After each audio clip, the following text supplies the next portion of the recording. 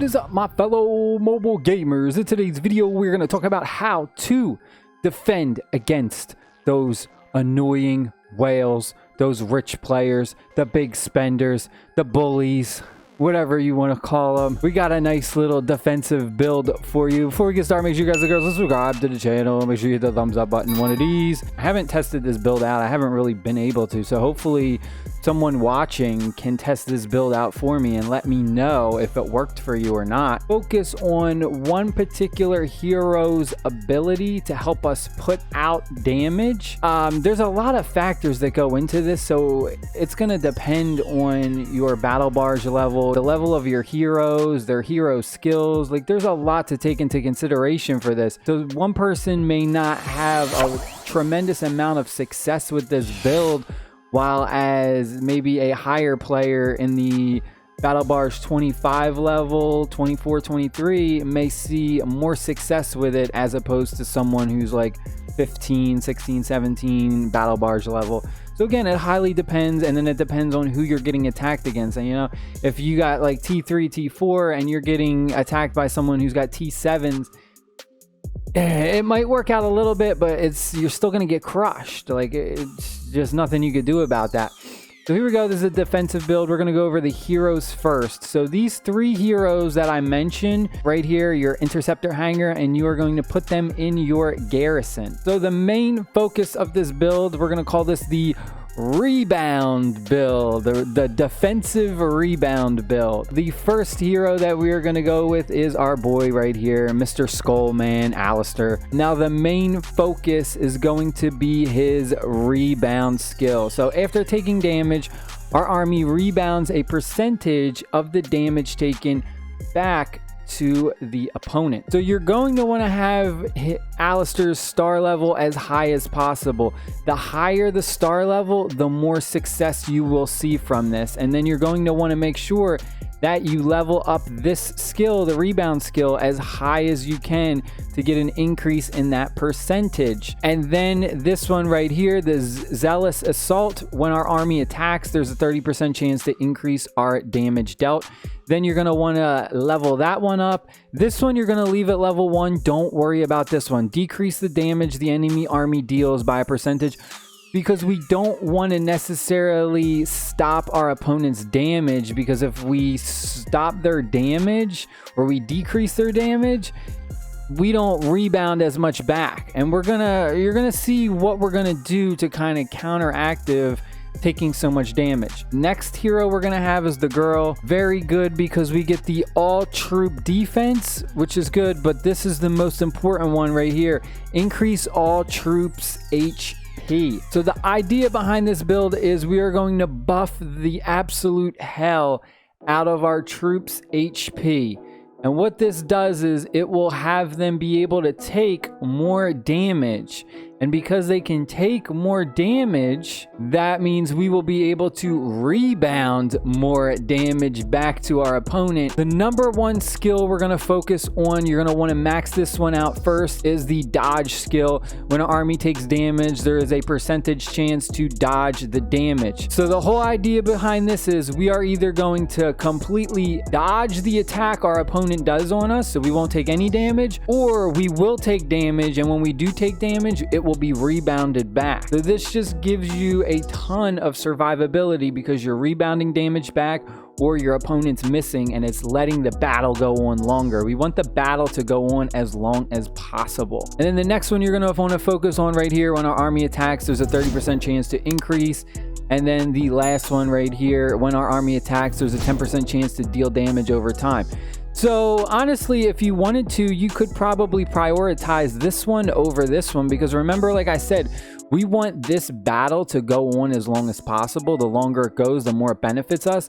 And then that will help this out even more. And then the last and final hero we are going to go with is Cordus. I can't say any of these names. This dude right here. We're going to focus again on the evade skill right here. When our army takes damage, there is a percentage chance to dodge. So that's two heroes we have with dodge chance.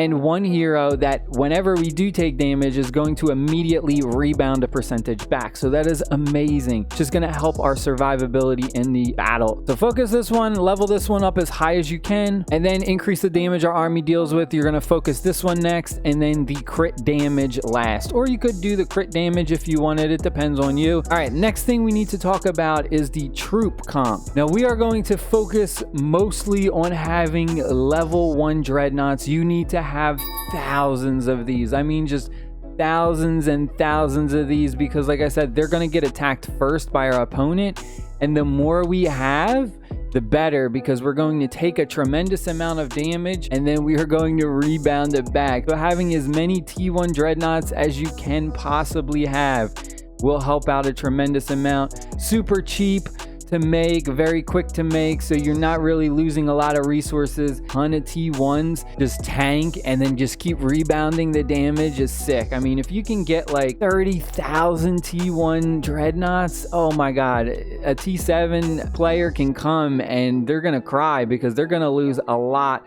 of their T7, T6 troops, and you're gonna have like very minimal losses compared to the troops that they're going to lose. Trust me, it'll make them cry. The other troop that we are gonna want to have is Vanguards along with the Premieris. Now these ones you can have a bit higher tier because these are going to be our attackers. Like I said, if we have like 25,000-30,000 dreadnoughts, T1 dreadnoughts, we should be okay. They will probably survive more than you think, right? I know they're T1 and it seems like you're gonna burn through them fast, but if you have like 25,000-30,000 of them, if you have a ridiculous amount, then you can get away with having like some T5 Vanguards, T4s, whatever. You're gonna want to have these higher, so that way when your opponent keeps attacking the dreadnoughts and missing, at least your Vanguards will be putting out extra damage, and it will go along with the heroes that we picked, which I'm going to show you in a minute.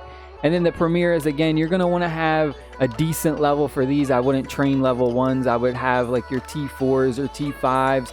T6s, your higher level ones for those. You can go with Whirlwinds and Predators too, but they're really not going to benefit from our hero selection, because if we look, Alistair will buff our Vanguard vets HP. So having those T4s or T5s will be okay because they're going to get that HP buff. He increases the Premier squad's attack and defense. This is why we're going to want to have a bunch of higher tier Premier squad, because they are going to be our main damage dealers. You're also going to want to make sure you use one of these HP boosts right here. Increase your army's HP by 20%. Again, that's going to help out a tremendous amount with the rebounding effect. For your knight, it kind of depends on your troop comp. If you're going to go with the dreadnoughts, the Premieris, and then the Vanguards, you're going to want to focus on the ones that buff them. So right here, increase our Vanguard vet HP. It doesn't go up by a ton when we increase it, but their attack does too. So overall, this will benefit both when we get attacked. And then the same thing with the Premier squad, just giving them the HP buff as well as the attack. And then this one is amazing right here. Not necessarily for the dreadnought attack, but more so increase our dreadnoughts HP. Remember, we are going to have 15, 20, 25, 30,000 of these. So the more you have, the better that will benefit you by having that little bit of increase in the HP, because it does reduce our opponent's unit's attack by a percentage. And again, it kind of counteracts our idea. We don't necessarily want to lower their attack because we want them to deal as much damage as they can to us, but then it also does reduce our opponent's HP, which does help us out a tremendous amount. So this one is really good too. And if all else fails and just the build just doesn't work, some other things you basically could do is pop a 8-hour shield, a 24-hour shield. You can also send some of your best troops that you may not want to lose, maybe your T5s, T6s, T4s.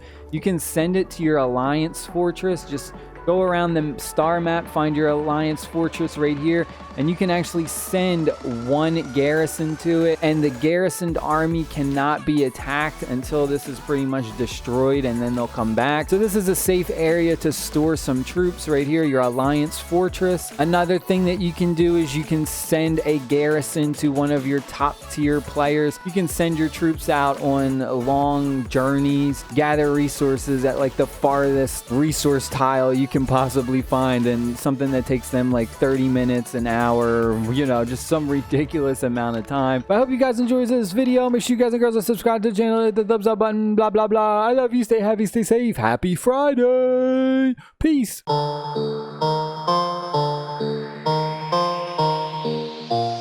Pick it up, pick it up, pick it up, pick it up. You see the drippy, I'm fitted up.